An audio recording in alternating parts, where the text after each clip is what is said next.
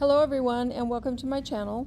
If this is your first visit here, my name is Marla and I'm the owner of From Rust to Roses Vintage.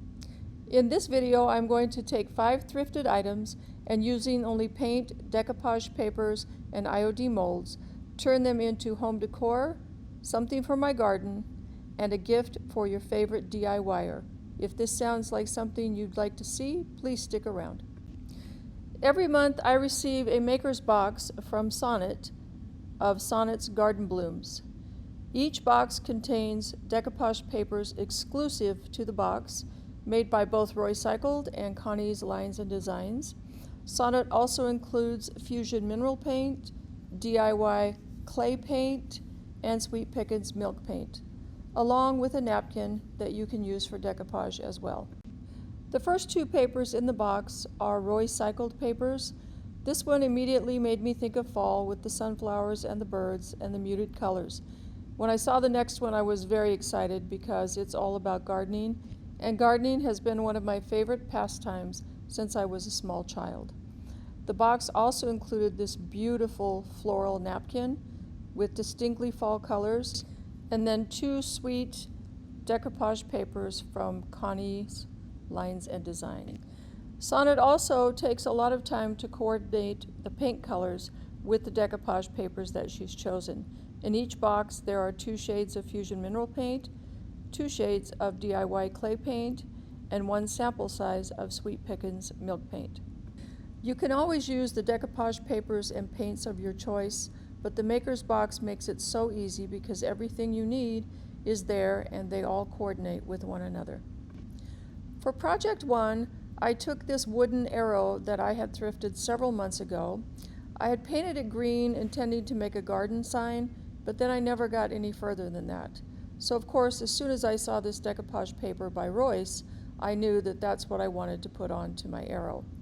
When I'm using decoupage paper, I like to save as much of it as possible, so I'm very careful in measuring out what I need for my project.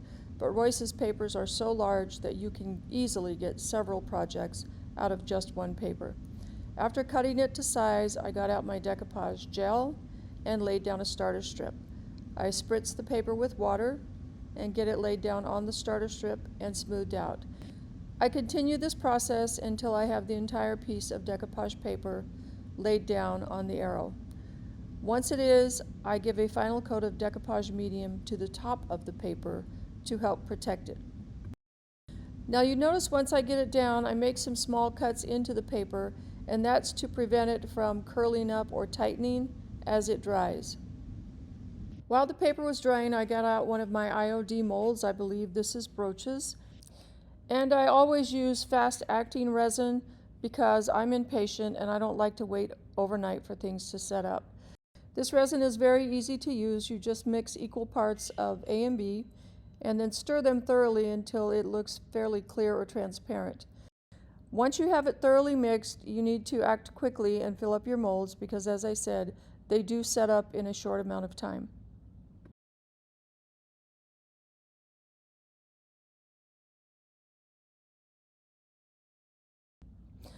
Once the molds were set up, I took them out and gave each one of them a coat of raw silk. That is one of the colors that was included in the maker's box. This is a Fusion Mineral Paint that has a built-in top coat and sealer, so I didn't have to worry about using a top coat over it. I then decided that I wanted to add some color to the edges. A lot of these brooches had flowers or leaves around them, so I thought it would be nice to highlight some of those. Once I was finished with the green, I grabbed the color Marigold, which is an alchemy paint made by Fusion Mineral Paints, to add a pop of color to each of the brooches. By the time I had finished painting the brooches, my decoupage paper had dried, so I took out my finger sander and went along the edges to remove any excess paper. I had decided this was going to be a garden sign, so I then took the brooches and my Titebond glue and positioned them across the arrow. Once they were positioned, I got out my stamps to spell out the word garden and my black IOD ink. In any of the places where the ink didn't come off like I wanted it to, I touched it up with some black paint, and then I gave the entire arrow and the brooches a coat of DIY clear wax. I followed the clear wax with a little dark wax. Anytime I know I'm going to use dark wax, I put clear wax on first, and that way if I get a little heavy-handed or there's too much dark wax in a certain area, it's much easier for me to pull some of that back, because that clear wax acts as sort of a barrier between your painted surface or your decoupage paper and the dark wax.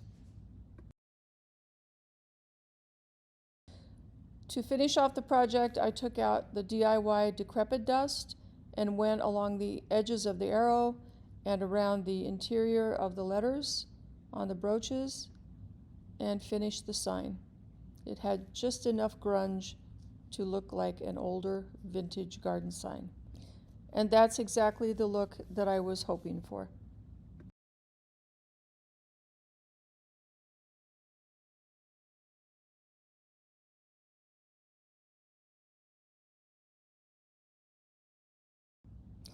You'll have to let me know what you think in the comments. For project 2, I grabbed this narrow cutting board out of my stash. I don't know if it was meant to look like a wine bottle or just be a long, narrow board, but I was thinking of the papers that Connie had painted, and the one that had the white flowers on it, I believe it's called Queen Anne, I thought would fit perfectly on this board. The first thing I did was mix some black paint with weathered wood, those are both DIY colors, and then add some salt wash to give it some texture. Sometimes I like to lay down this mixture before I put the other paint on top, just to give texture, and then when I sand or distress, to have some of that dark color come through. I had applied as much as I wanted. I got out my heat gun to speed up the drying. Because DIY paint is a clay-based paint, it does dry very quickly, and as I said, I'm a little bit impatient, so I like to get things done. I followed that up with the DIY paint from the Maker's Box. This is a beautiful green color called Eden. I was hoping that when I did the final distressing, some of the green paint would show through.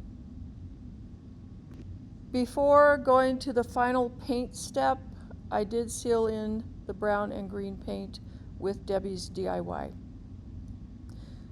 I then got out the decoupage paper I was going to use and decided that I wanted to do a wet cut around the flower part. That's all I was really going to use on the board, and I like the frayed organic edges. I even went in and did, I guess, a little fussy tearing. You've heard of fussy cutting, but I did a little fussy tearing to get it as close to the flowers as I could. I then mixed up some of the Sweet Pickens milk paint. This color is called Haberdash. You mix equal parts paint and water, stir it up thoroughly, and then let it set for about 10 minutes.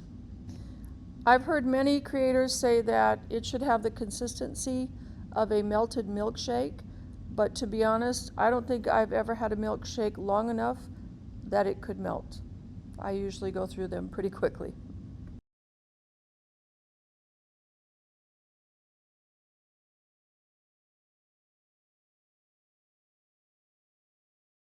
After I applied the first coat, then I got out my heat gun again to encourage the paint to do some cracking or chipping, and you will see in the end that I got plenty of both.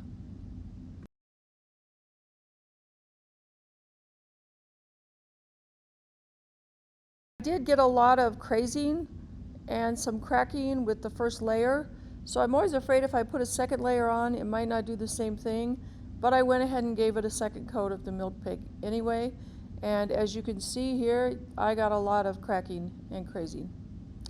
You always have to apply a sealer to milk paint, and I generally use Sweet Pickens oil wax, but because I was putting decoupage paper on top of this, I used DIY's liquid patina. I also used the liquid patina to lay that decoupage paper down.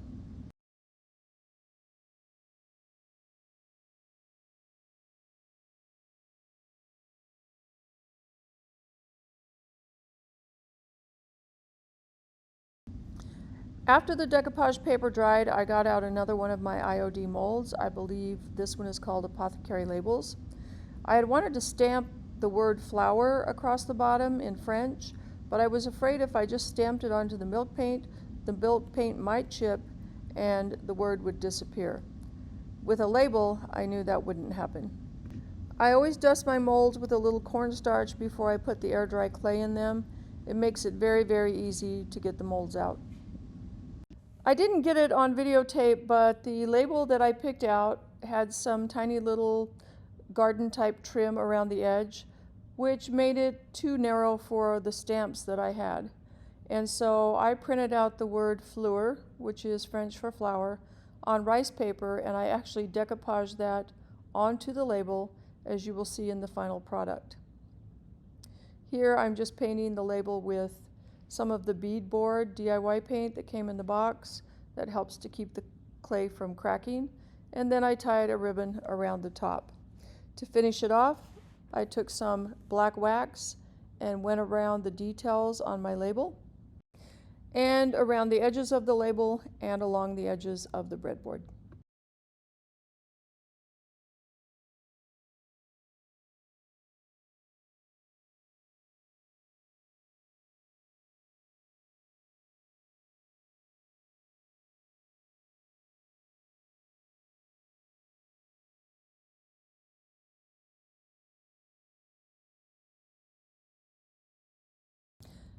And here is the finished product. For project 3, I went out into the garage and grabbed this wood tray that I had thrifted probably a year and a half or 2 years ago. Could never figure out what I wanted to do with it.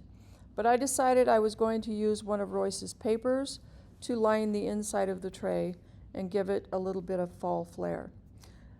As I said, Royce's papers are very large, so it was easy to fit the bottom of this tray, which is also very large, without having to piece any part of it together. I used my fingernails to go around the edges so I could see exactly where I needed to cut, and then I set the paper aside. I decided I wanted to paint the inside edge of the tray with the heirloom blue fusion mineral paint that was included in the box, but I wanted to leave the top that beautiful wood tone. So I took some time and went all the way around the edges with painter's tape, and then went back to continue painting the heirloom blue on the inside rim.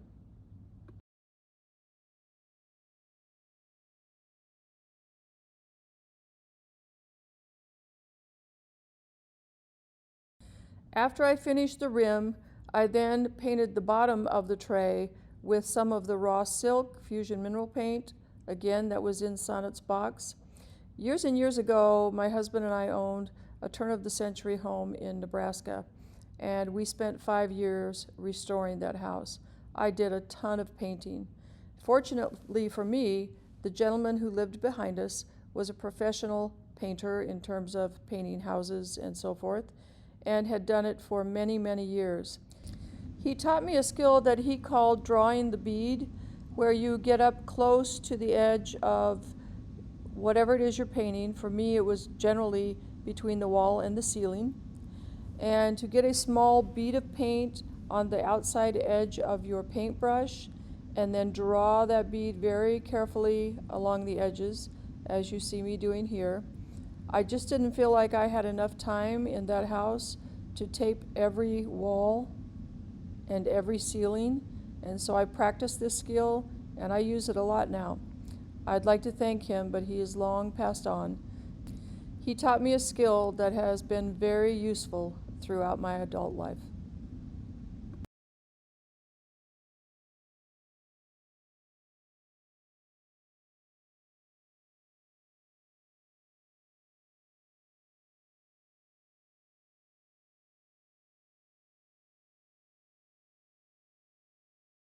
Once the paint had dried, I got out the piece of decoupage paper that I had cut to fit inside the tray. I always leave about a 1/2 inch edge whenever I cut, just to make sure that I haven't made a mistake in marking that paper with my fingernails. I then got out my decoupage medium and laid down a starter strip, sprayed my decoupage paper, and then laid it down and smoothed out any wrinkles that I could see. I continued with that process until I made my way to the other end of the tray.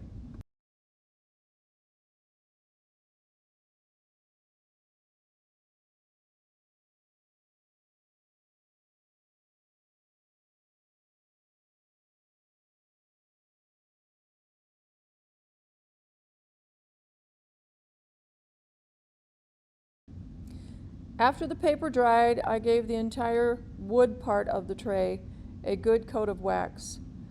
I covered the decoupage paper with 2 coats of Fusion's Tough Coat in Matte.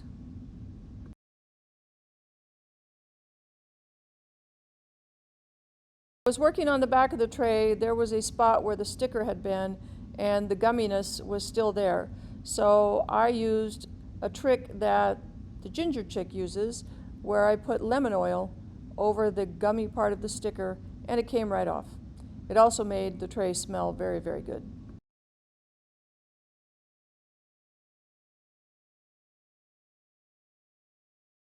After I waxed all of the wood on the tray, I decided to go along the inside edge with some jute rope to give it a nice clean finish. Let me know what you think in the comments.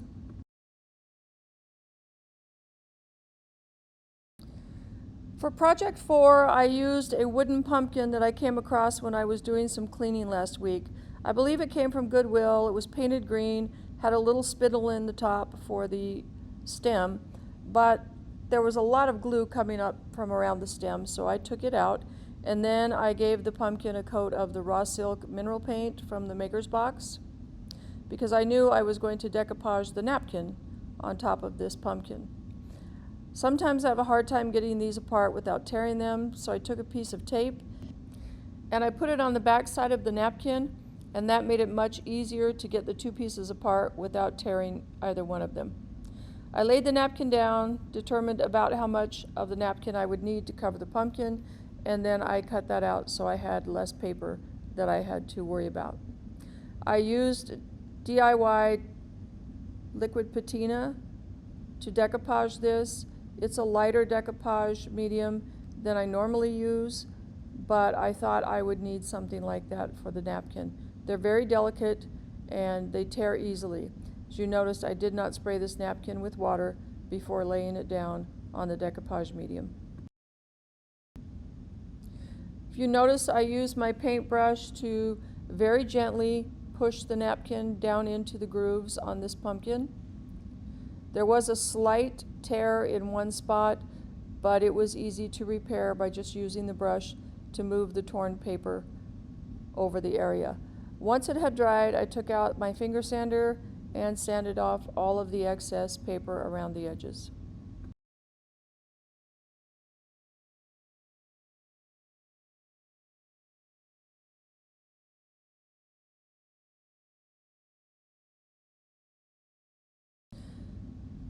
I was very excited for about half a second when I got all of the paper off to see how well it had adhered to the pumpkin, any major tears, but then I noticed that I had put the decoupage paper on upside down.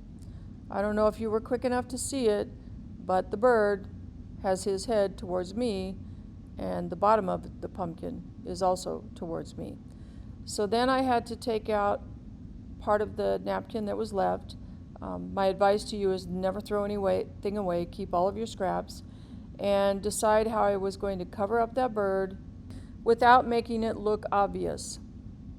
So I found a section of the napkin that I liked, took out some of the raw silk paint to paint the back so that the other part would not show through when I decoupaged it. And then I used liquid patina to put that flower down over my upside down bird. Now if you'll notice, above my right hand, there's another upside down bird. So even though I thought it was finished when I got done with this, oh no, there was a second one to do. I followed the same process and got it covered up, and I think it turned out pretty well. And I decided to leave that in the video just to show you that you can make silly mistakes like I did and still work around them. I then got out the spindle and tried to clean out all of the glue that was in the little rims and around the bottom, and then I gave it a coat of green paint. I think this color is called Lichen, and it's also a fusion mineral paint. And I used that same green color to paint the back and the sides of the pumpkin.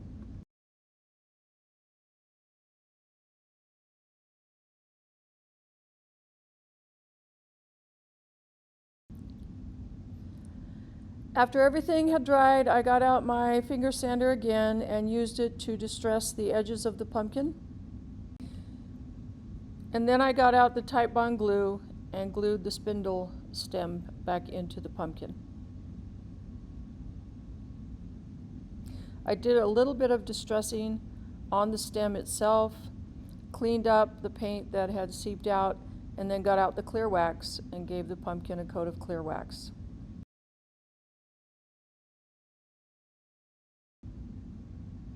As a final step, I used some of the decrepit dust to give the pumpkin an aged vintage look.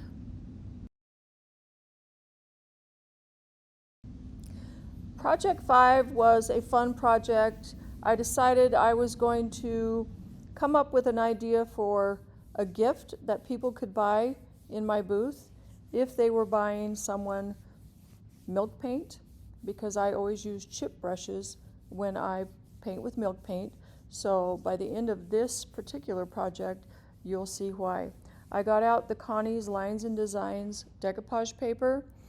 I wanted to use the larger paintbrush with the flowers in it, but it wouldn't fit on my smaller jar, so I had to use one of the smaller ones. But that's a cool thing about some of Connie's papers. You get 3 on one sheet, and so you can use it more than once. I had painted this jar with 2 coats of a gray primer, and after that dried, I painted it with 2 coats of the beadboard that came in the box. When the beadboard had dried, I then took my decoupage paper, which I had wet cut around the edges, and decoupaged it onto the jar. I then got out some green paint, some brown paint, and some of the beadboard, and started to blend the paints so I could try to make that decoupage paper blend into the rest of the jar. Blending is not difficult, but it does take practice and it does take time.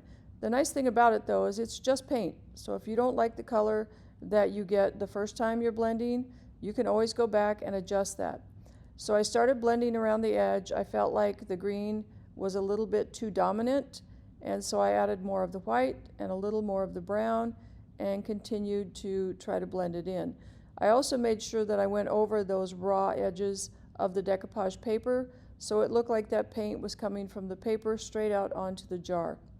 When I finally got the entire thing blended, I loved the result, thought it turned out great.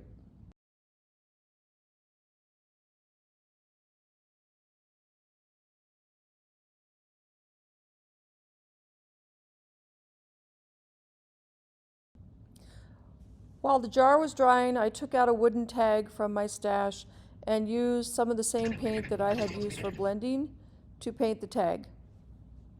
I had an idea in mind. As you can see, I pulled out a bunch of chip brushes and decided that I would paint the silver part on each of the chip brushes using some of the colors that I saw in the bouquet of flowers on Connie's rice paper.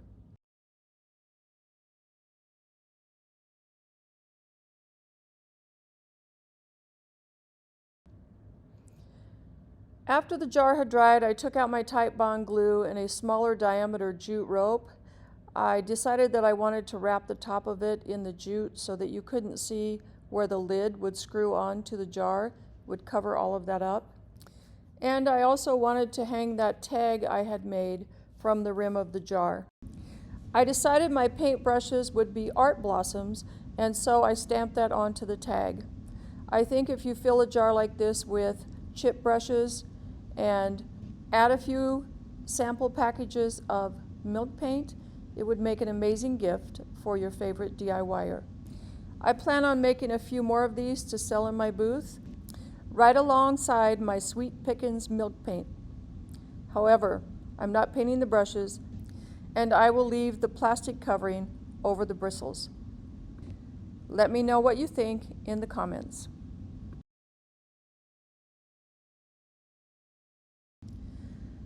I hope you enjoyed all of the projects I made for this video.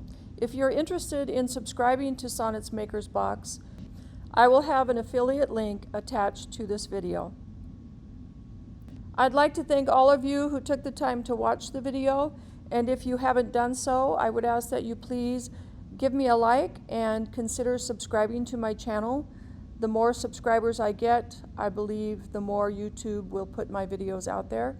I do plan to have a video every Tuesday and probably an additional video or two each month. In the meantime, have a great day, and I'll see you next week.